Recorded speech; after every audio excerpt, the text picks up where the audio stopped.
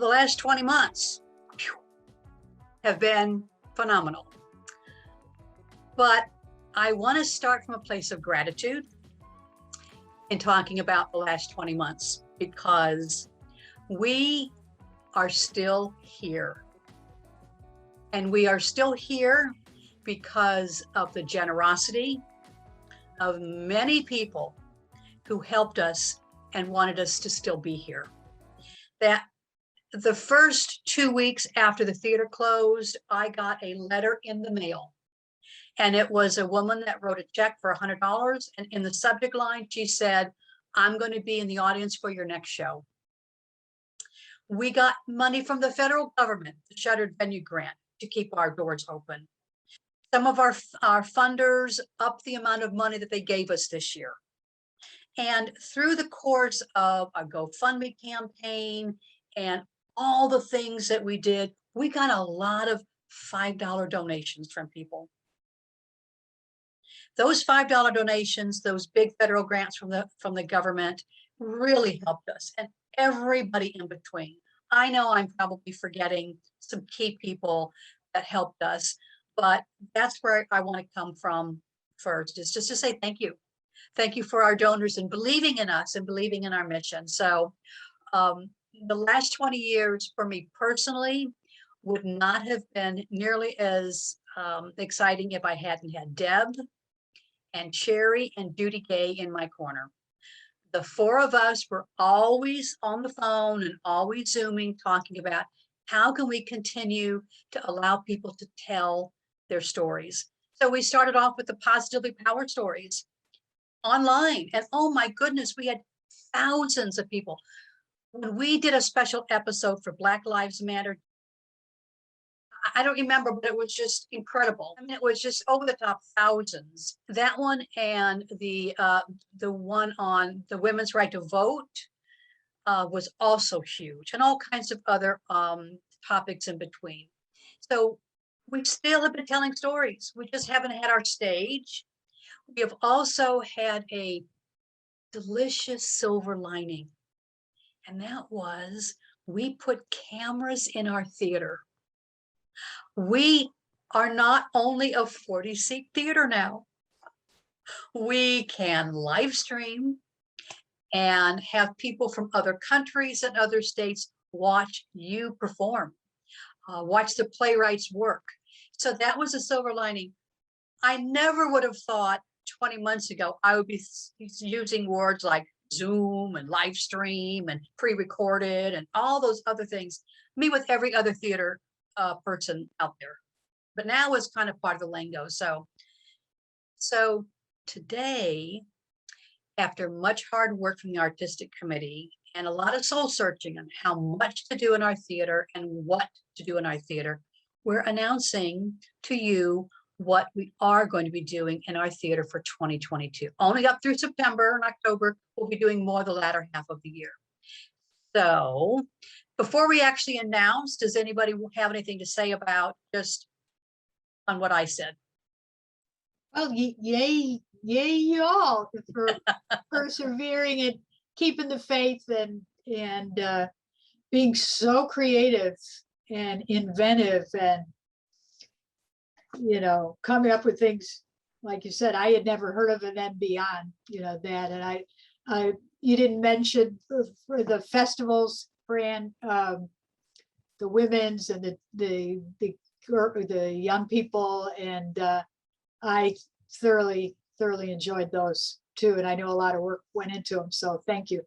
You're welcome.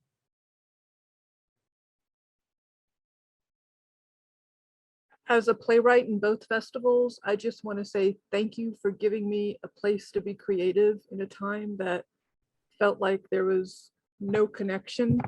Getting to meet all the other playwrights around the world was just astounding. And I have so many Facebook friends that are playwrights. So now I have people that have things in common with me. And it's an amazing experience. So I'm very, very grateful to have been part of Truth and Women Festival.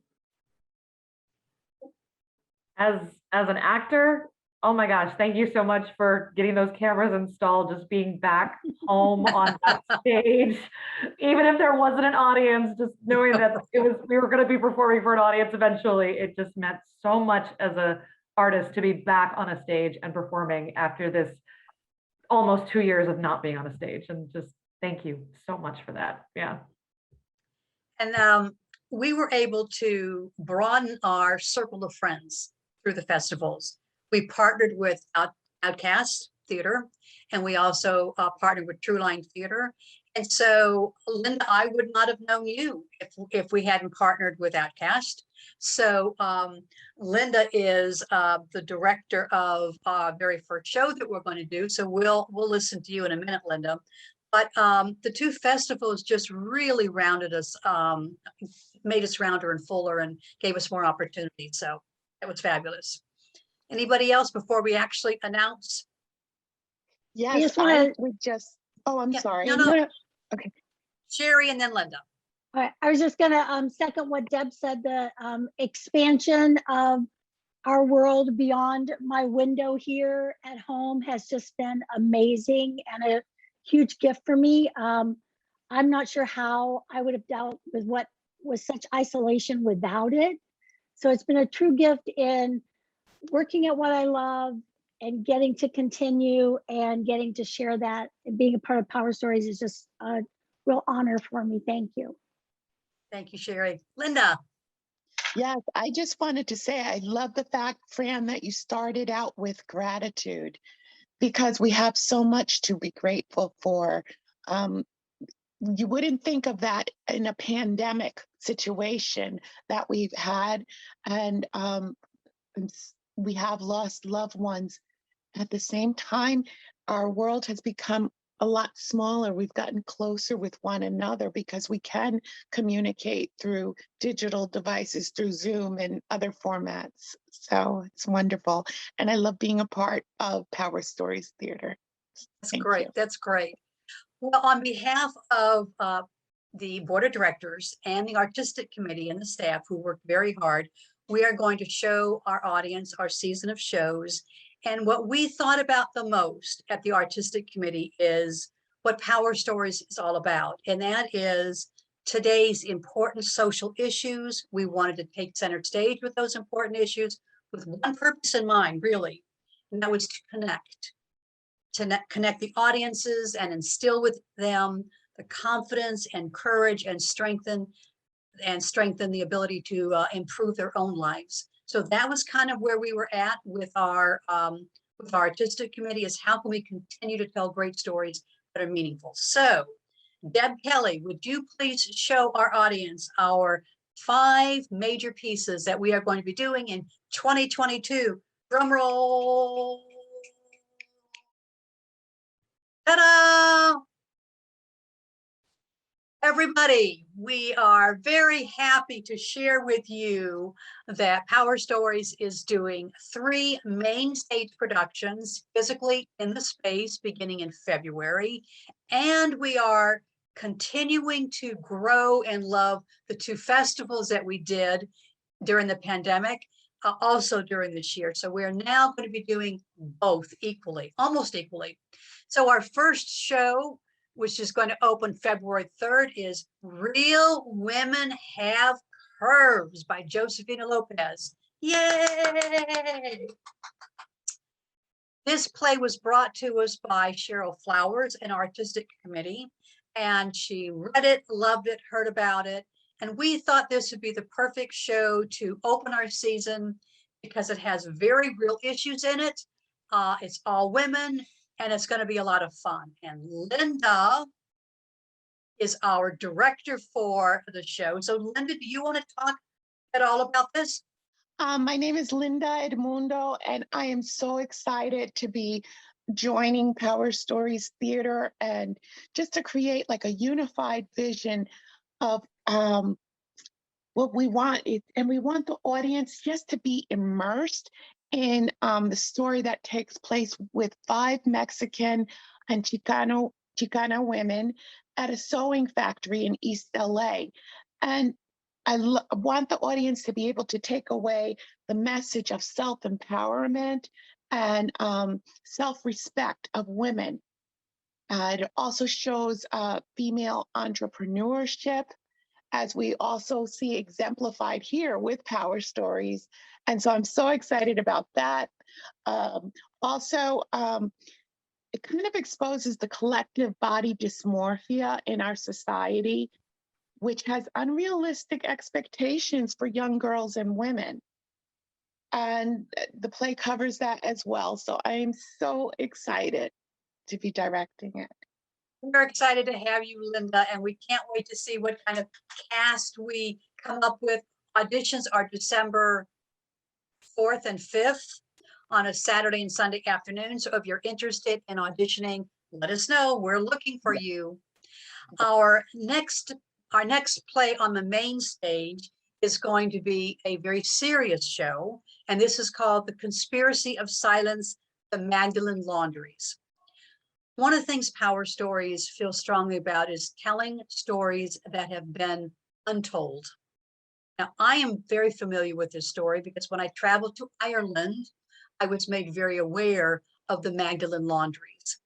And I wanted to do this show very badly for years because it shows the inequities and it shows how dangerous power can be. And there are a lot of parallels with this show, actually, which took place some years ago, with what's been happening in our country and what is happening in our country.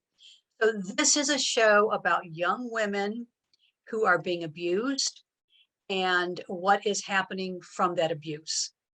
It's also a show of family, a show of faith or lack of faith, but mainly it's a show of abuse. And it's not a story that a lot of people know in the United States. It's very known in Ireland. If you were to Google the Magdalene Laundries, you would see what I mean. So I'm very excited to be presenting this very, very difficult story to tell to you. So then we're going to end our season on the main stage with something fun. This is a well-known show. One of the things that we wanted to do was to get people into our theater, and we thought Steel Magnolias is an oldie but goodie. It's such a great script, great female leads. One of the things Powerstories does is always tries to do shows that have female lead characters or written by a woman. It is our mission to stage true stories, but it's a very close secondary to our mission to empower women. So Steel Magnolias is coming up at the end of the year. Does anybody want to talk about Steel Magnolias? I think some of you have seen this. Well, it's a beautiful piece of about friendship and the resilience of women. And I like that it has different generations in it, and it has the newer friendship and the long-standing friendships, mother-daughter. And what I love, so a lot of people have seen this as a movie, but it was originally a play, and it works so, to me, it is just theater at its best, that you have one setting, it all takes place in the beauty parlor, and it's so effective that way, that you could get that much drama and that much humor in that one scene. Lisa, do you have anything to add about that one? Just that I as an artistic committee member, yeah, it was very important for us to choose a show that was kind of like comfort food theater after the year that we've had. And I think that it's important to also remember that not all theater theater of course has to be powerful, but it also can be comforting. And it can be like an old friend or an old blanket that you put on to comfort yourself. And I think Steel Magnolias definitely does that. And I was very thrilled when we chose that show. Yeah. That's going to be so much fun to do. Mhm. That is going to be directed by Bridget Mean. So she will be directing that show. And then interspersed between the main stage productions, we are going to do our festivals.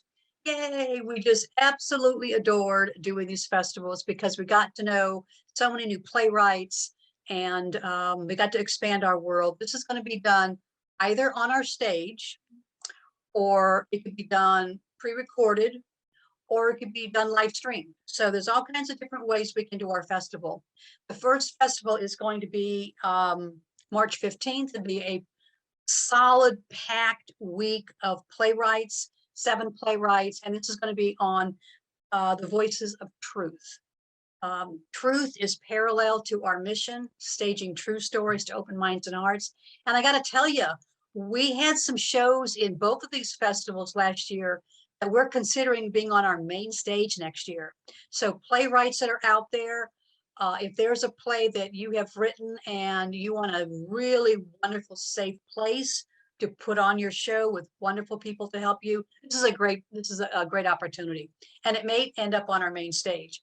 And then lastly, we are doing the Voices of Women. And we just finished this festival. We're doing this in July. And it's the same style as the other festival, where we are looking for new women who have stories to tell. We want to showcase you. We want to help you. We want you to put us on your resume and say, I got my start at Powerstories. Now, because I have my show and I felt the response of the audience, I feel loved and supported. I'm going to go forward. I'm going to do more things. So that is our season for 2022 up into the beginning of October.